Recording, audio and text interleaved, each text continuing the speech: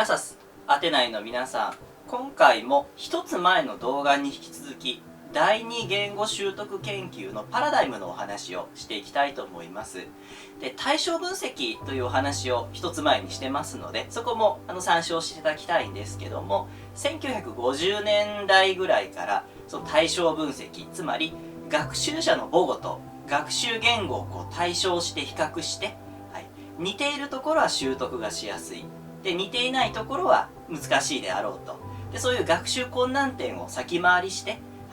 対策しようという考え方がありました。でこれ一定の成果は上げたんですが、行き詰まるんですね。でどういうことかと言いますと、例えば学習者が誤用間違いを犯した時に原因が母語にあるということで母語を探すんですよね。ところが原因となるものが見つからないケースがたくさん出てきました。主にこれ文法面で出てきたんですね。でもしかして誤用の原因は全て母語ではないのではないかという疑問が出てきたんですね。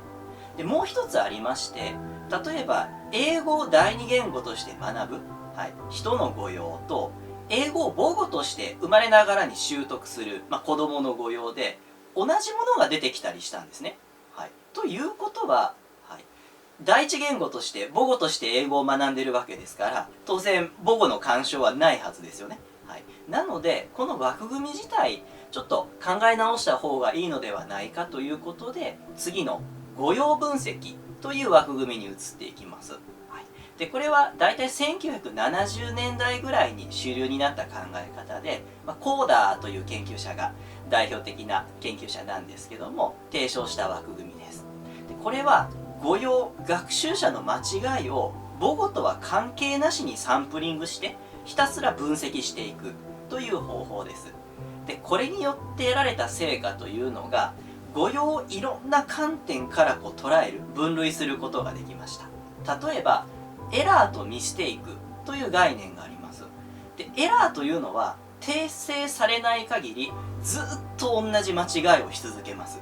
中級になっても上級になってもです。それに対してミステイクというのはたまたまうっかりその時間違えてしまっただけの誤用です。次の時にはちゃんと使えることが多いというやつですね。で語学教師はそのどちらなのかを見極めて峻別して訂正するのかしないのかを判断するということになります。で他にもローカルエラーとグローバルエラーという分類がありまして、ローカルエラーというのはこれ誤用なんです。母語話者が聞いたら違和感があるんですけども、別に意思疎通に問題はありません。言いたいことはちゃんと伝わる程度の軽い誤用なんですね。でこれに対してグローバルエラーと言いますと、言いたいことが伝わらない、もしくは誤解させてしまうぐらいの大きい誤用です。でこれも状況に応じて訂正するのかしないのか見極めていくということになります。で最後に言語内誤用と言語間誤用というものも分類しました。で言語内誤用っていうのはその学習言語の中だけで起こる誤用です。なので母語の干渉はありません。母語とは関係がないわけですね。でそれに対して言語間誤用、これ言語の間の誤用ですので、母語が邪魔をして発生した誤用ということになります。つまり一つ前のパラダイムをここに取り込んでるんですよね。こういう多くの成果を上げました。ただしこの枠組みも少し行き詰まります。でどういうことかと言いますと、私たちはその言語習得のプロセスの全体ですね、これを捉えたいと思って研究していくんですけども、誤用というのは点です。部分部分でしかありません。なのでいくら点を追いかけても習得の全体って見えないんですよね。なのでそもそもの目的が達成しづらいっていうことがあります。でもう一つは間違えるかもしれない時って私たち不安になりますから、安全な表現というか自信のある方の表現に置き換えたりしますよね。これを回避というんですけども、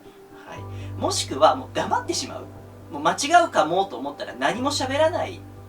なんてことがありますよね。つまり誤用って全て出てくるわけではないんです。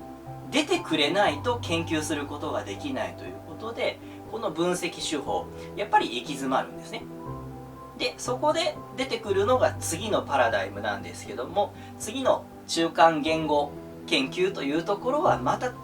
一つ後の動画で詳しくお話ししようと思いますので、今日のところはひとまず、チャンネル登録まだの方はしていただいて、で高評価もできればしていただいて、楽しみにお待ちいただければと思います。ではいかがでしたでしょうか。今日はこのぐらいで失礼しようと思います。アディオ。